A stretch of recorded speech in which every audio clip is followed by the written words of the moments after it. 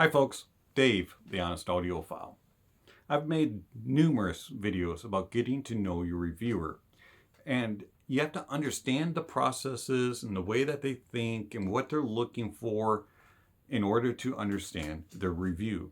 Because if somebody just comes out and just says, hey, this is a very neutral headphone or IEM or DAC or amp, and you don't know what they define as neutral might mean something totally different to you. And so you go and you purchase this thinking it's going to be neutral, and then you get it and you're like, whoa, this is not what I was expecting.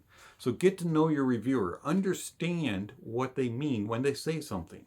Understand what they're looking for, what their preferences are, what their biases are, what turns them on, what turns them off.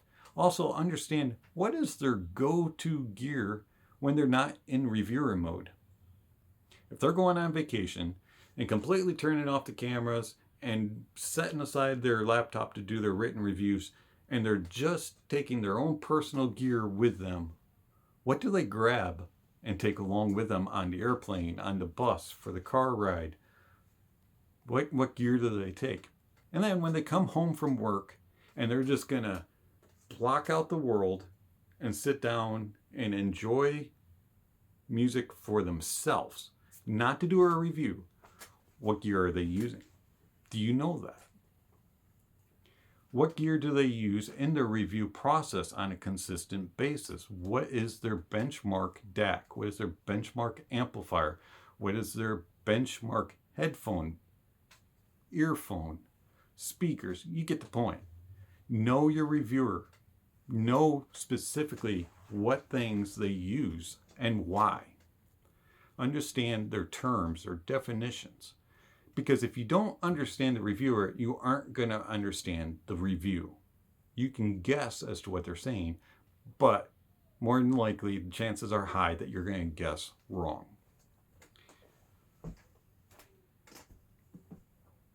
One other thing that's uber important to understand is what music does the reviewer use and listen to. Get to know the music. Not just what they use to test gear, but what they listen to in their own personal time, on their own gear. What do they enjoy? And why? Why does that all make a difference? Well, let's talk about it. First and foremost, it's important to know somebody personally because preference does play a key in a review. Oh, but they're unbiased. Oh, they're strictly objective. They go straight by the measurements and the graphs, and they only, do they? Do they? I'm telling you, as a reviewer, as much as I try not to bring in my preferences and my subjectivity, it comes out, and it comes out in every review, and it comes out more for me because I want to be a reviewer that way. I want to be a subjective reviewer. But there's a lot of reviewers who have a preference and prefer certain sounds and are looking for certain things, but they never tell you about it in their reviews because I'm objective. This is it. This is the only way I am. I don't, nothing else influences me. I'm telling you, they're wrong and they're lying to you. Push them on it. Ask them about it. You'll find out that everybody has a subjective side. All right, so music makes a huge difference in a review. I get asked all the time, Dave, everybody else says this about this particular product, and yet you say the opposite. You're going completely against the flow. Why? Man, you must not burn in your gear. You must not have changed pads or tips, or you're using the wrong cable. You're using the wrong music. It's quality control problems, and your preferences are getting in the way. You don't know what you're talking about. Really? Music makes a huge difference. I believe 3 types of genres of music are vitally important to a review. Jazz, acoustical, not electronic acoustics, actual natural gear, actual instruments. Acoustical, jazz, acoustical, and classical music. Those three genres are vital for a reviewer. Why? Because you're going to get the best dynamic range. You're also going to get the best tonality and timbre, the most accurate and natural tonality, the most natural and accurate instrumentation, the truest tone and timbre. And you're also going to get the most natural and accurate sound stages, depth, and layering. You're going to be able to tell the most about how a gear is, sounding wise, naturally, by listening to jazz, acoustical, and classical music. All the other genres can reveal certain aspects of gear, but jazz, acoustical, and classical reveal the most important aspects of music: tonality, tone, timbre, and accuracy within soundstage with depth and layering, and the dynamic range abilities of gear. Oh, you don't burn in your gear. Actually, I do. I don't necessarily believe it does any good, but I do burn it in. Every single piece of gear that comes in for a review gets burned in for approximately 40 hours. So when the gear comes in, I'll listen to it. Might be a 10-minute listen, might be a 2-hour listen. It'll be some sort of listen, first impression. And then for a whole 5 days, while I'm working during the week, an 8-hour session begins at moderate listening levels. So an average listening level for me, which is about 65 to 70 dB, I will play a playlist on loop. And it doesn't matter which playlist. I don't have a particular one. It's just some random one that'll be on my computer. I'll hit play, put it on loop, and it'll just run and just play for 8 hours. I do that every single night while I'm working. Get off my shift, listen to the music a little bit, see if I hear any differences, which about 99% of the time I don't. Turn them off, shut everything down, and then the next day restart the process. Do it for 5 days, that's 40 hours. Every single piece of gear gets that. And then after burn-in, I will see if it needs it more, doesn't need it anymore, maybe do some longer. But then I'll do about 20 to 25, 30 hours worth of actual listening, critical listening to the gear. So every piece of gear that comes in for a review gets anywhere between about 60 and 75 hours worth of listening time. I do believe in burn-in. I believe that actually burn-in occurs within about the first half hour to an hour that a product is played. Some of them are a little bit more noticeable than others, but that's really rare. There's been very few products that come to mind in which I actually heard the burn-in happen. The majority of differences that are heard after your burn-in process is over is stuff that you did yourself. Burn-in is scientific. It does happen. It happens with all kinds of products in life, cars, instruments, vacuums, coffee makers. Everything kind of has a first run through or a couple of times run through to kind of get the juices flowing. You have to get the fluids moving, the gears grinding and things moving, and it takes a little bit to get it all started. But once it's going, it's like a well-oiled machine and just runs. So burn-in really doesn't matter after a few hours, in my opinion.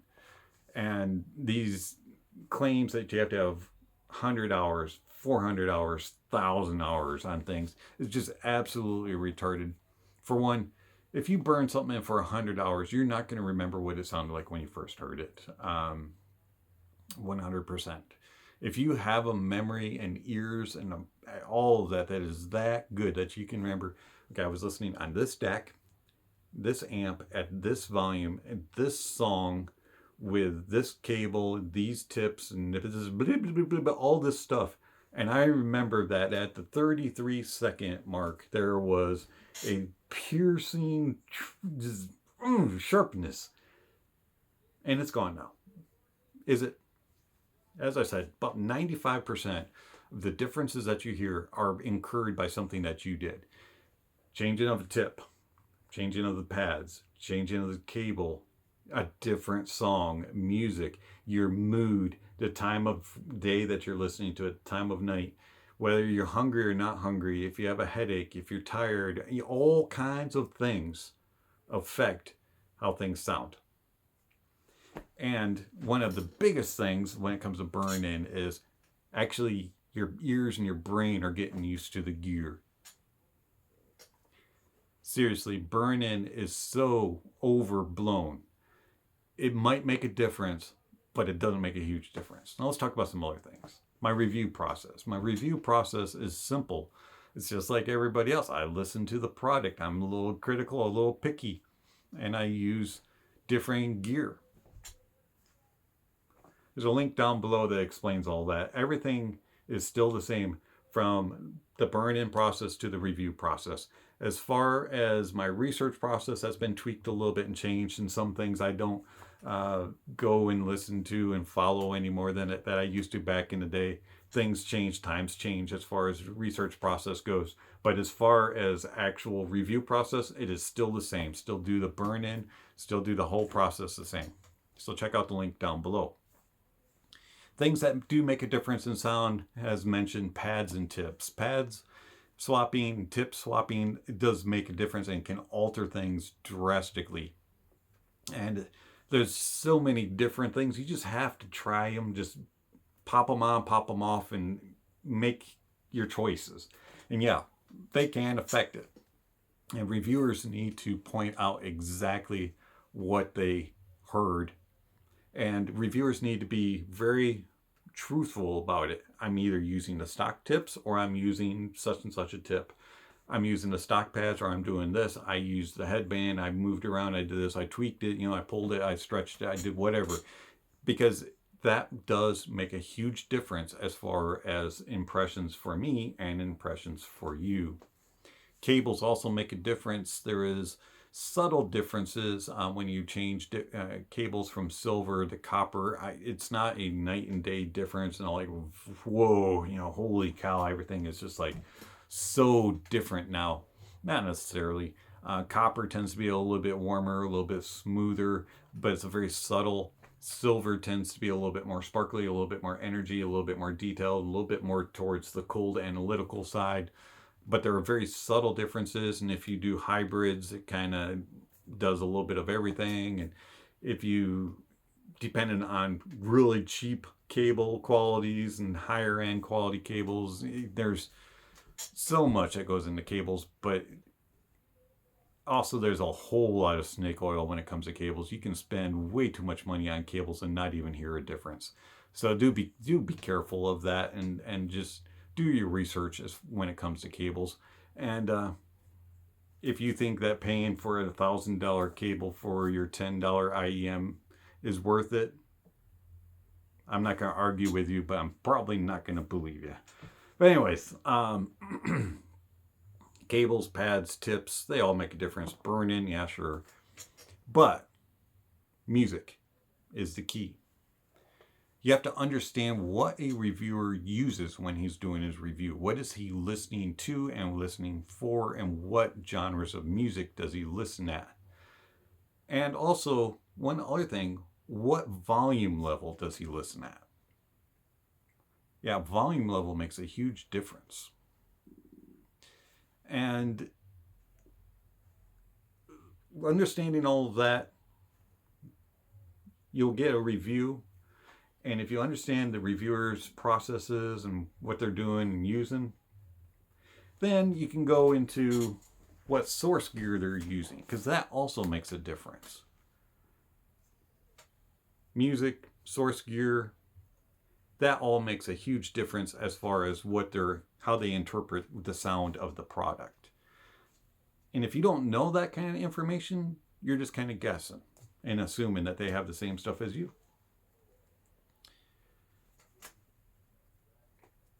negative reviews. You can have a couple of responses. You'll be like, okay, everybody hears differently. Everybody prefers things a little different. Everybody describes things different. Or you can be like, this person doesn't know what they're talking about whatsoever, and they're clueless and dumb and stupid.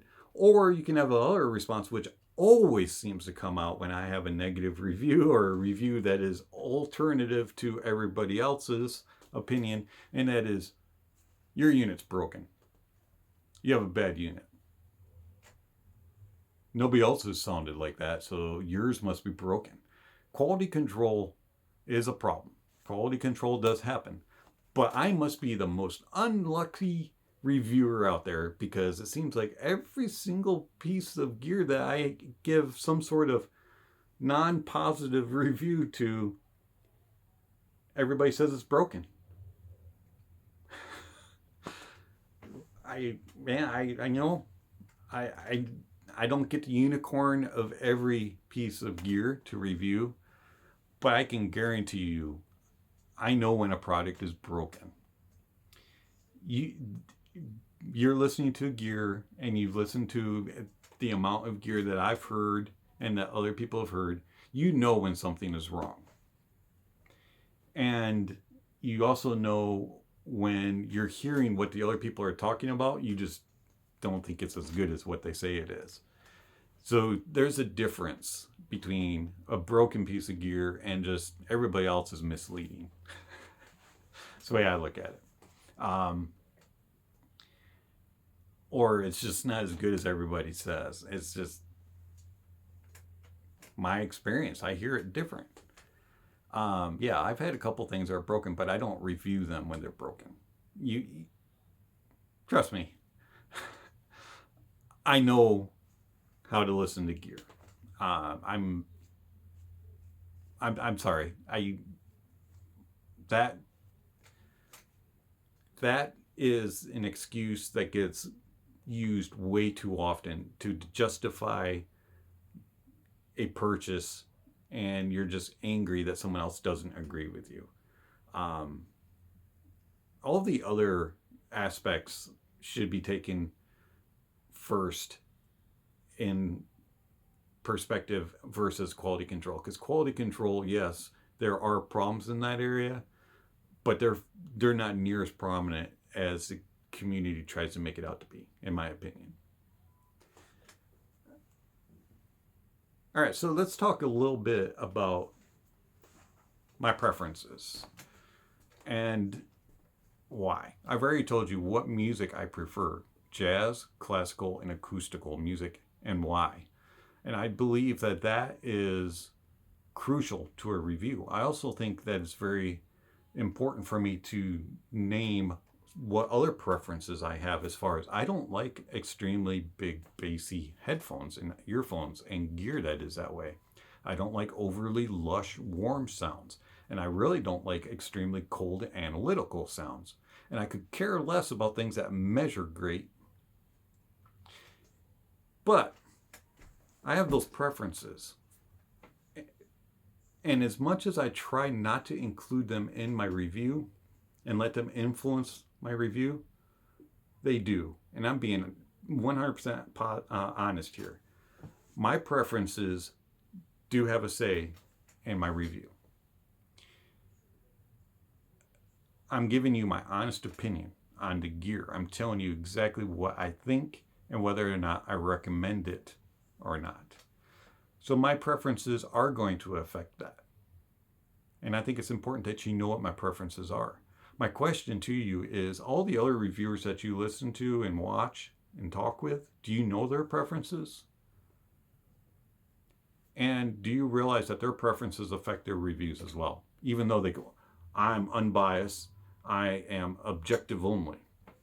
Are they? Just think about that. Know your reviewer. This is uber important. Know your reviewer. I know I've said this a lot and I've done several videos on it, but it's vitally important to know your reviewer. Know them on how they review gear, what gear they use, what their processes are, why they believe what they believe and what terms they use and how they define it and how they apply it, whether or not they are reviewing things based only on set parameters as far as measurements, graphs, and all that kind of stuff, or if they are using it in a more subjective manner. Know what they prefer when it comes to music, know what their benchmark gear is, and know what this is the one that a lot of people don't really put a whole lot of thought into. Know your reviewer enough that you know, okay, he's going on vacation or she's going on vacation. What products are they taking with them? And what music are they going to listen to? Do you understand what the reviewer is listening for and at and to when they aren't in reviewer mode? Do you know your reviewer enough to know that, believe it or not, us reviewers, we don't listen to the same music a lot of times when we're not reviewing a product. Just being honest. The majority of music that's on my playlist for reviewing, I never listen to outside of being in review mode.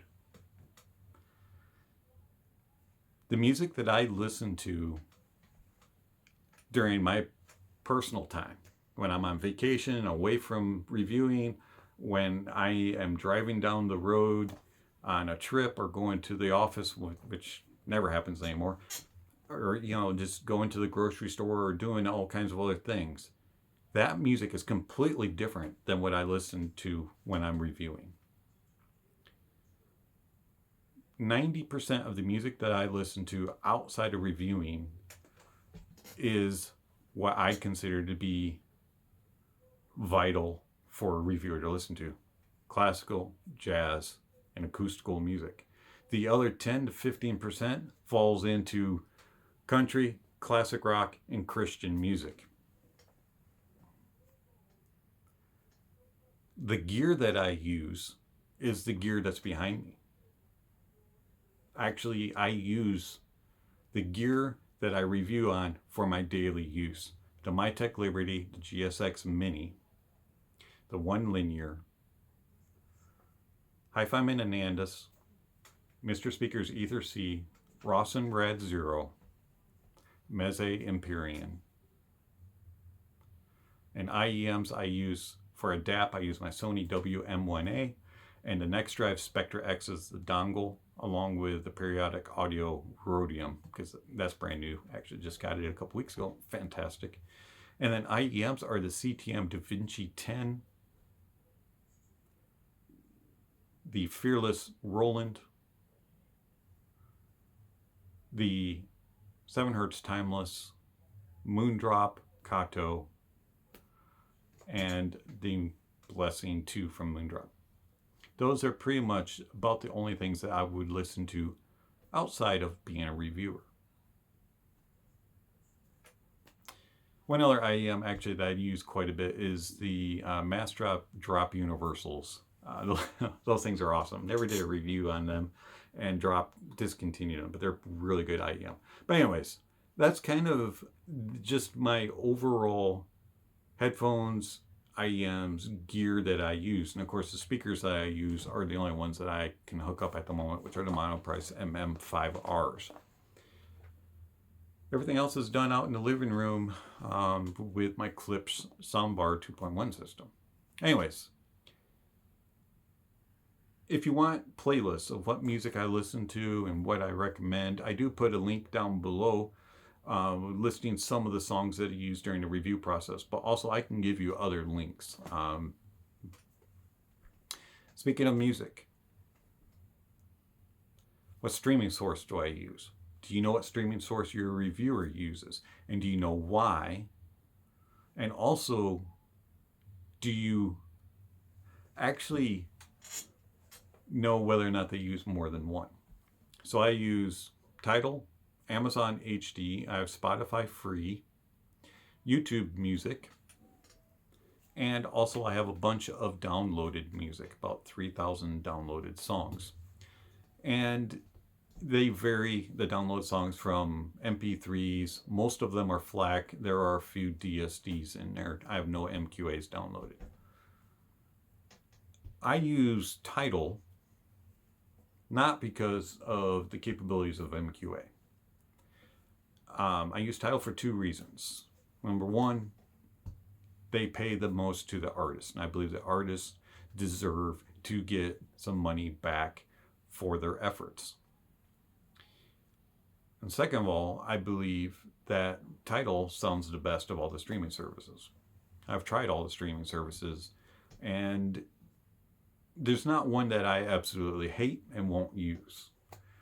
I just prefer Tidal. I like the overall quality of the sound, and I like the way that it portrays it. To me, Tidal has the most natural and realistic reproduction of sound. Plus, as a bonus to that, Tidal's actually has more for my artists that I listen to. They have more in the library than most of the others.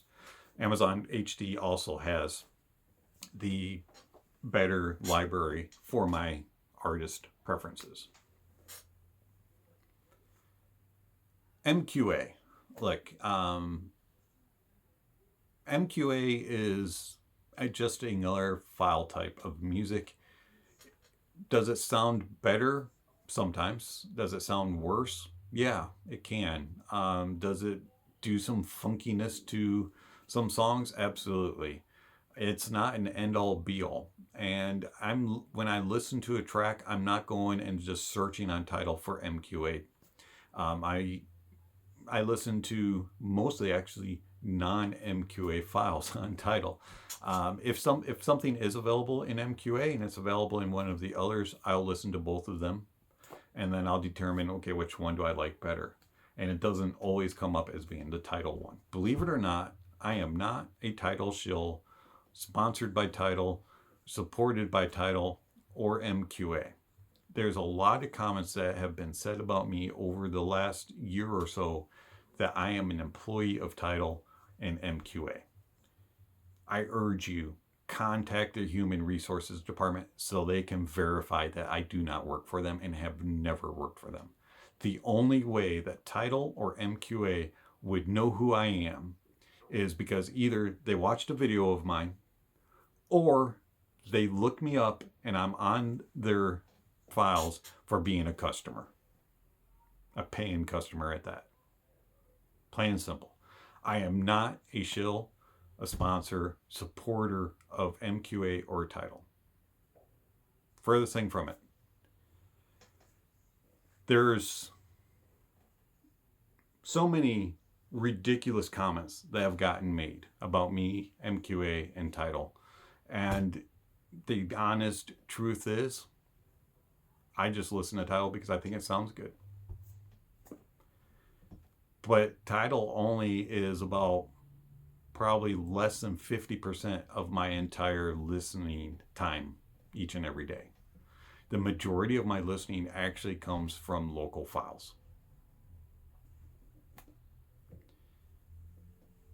There's also a lot of things that have been said on various places in which, yeah, Honest Audiophile claims that he does that, but how can we trust him? Well, you know what? That's the same reasons and same question that I can ask of you and of any other reviewer. I'm telling you the truth. It's your choice whether or not you want to believe it and accept it or not. It is what it is. I'm telling you the truth. There's a lot in the community right now that's going on, and a lot of, oh, you gave a negative review and you're just a bad reviewer, or you don't know what you're talking about, or you did it wrong, or you did this, or you did that. There's a lot of unwillingness to accept an alternate view. And if you have an alternate view, then you should be canceled or tossed to the side and disregarded. And I totally hate that there's no reason for people to act that way. And there's freedom of speech, and there's freedom of opinion, and there's freedom of thought, and we all have our own decisions to make, and we have our own ears to use to listen to music, and our own brains to decide and decipher what our ears are saying, what our music and our gear is saying, and we can just tell others about it. Whether or not you agree or disagree is up to you, and I totally respect it. But don't go out trying to say that somebody is wrong, or somebody is stupid, or someone has got broken ears, or somebody is old, or somebody's fat, or somebody's this or that, and doesn't do it properly, and doesn't know what they're talking about, just because they don't agree with you. Let's accept people for who they are. Let's understand each other and where they're coming from, and why they say what they say, and why they believe what they believe, and treat people with respect. You know what? You don't have to agree with me. You don't have to respect what I say. And I respect you for that. And you know what? I would greatly appreciate it that if you aren't going to be nice, don't watch my video. Don't comment. It's not that I don't want you to watch it, and it's not that I don't want you to get my opinion, because I do. I want you to understand what I'm saying and know where I'm coming from. But I want you to be respectful. And if you're not going to be respectful, there's no reason for it. And if you're just coming around to troll and be a jerk and to be mean to me and just tell me off, and you could care less what I actually said, why are you choosing to watch my video? That's all I ask. Stop being a troll. And don't do that to other reviewers either. Be thoughtful. Be respectful. Be understanding that we all are different. Each and every one of us is born into the world differently. We all have different ears. We all have different brains. We all have different capabilities and characteristics. Let's respect that. I urge you, know your reviewer. Understand why they say what they say, what they listen for, what they like, what they dislike, so that when you're listening to their review and you're watching the review and you're truly taking in what they're saying, and you're not just there to troll them, but you're there to get the grasp of what that gear has to offer. Understand where they're coming from. That way you can make an educated decision for yourself instead of having someone else tell it to you. Because the other person might get it wrong. Make your own decisions. Make your own thoughts and opinions. Don't let somebody else run your life. Run your own. It's been Dave, the Honest Audiophile. Thank you for watching, and I'll catch you on the next video.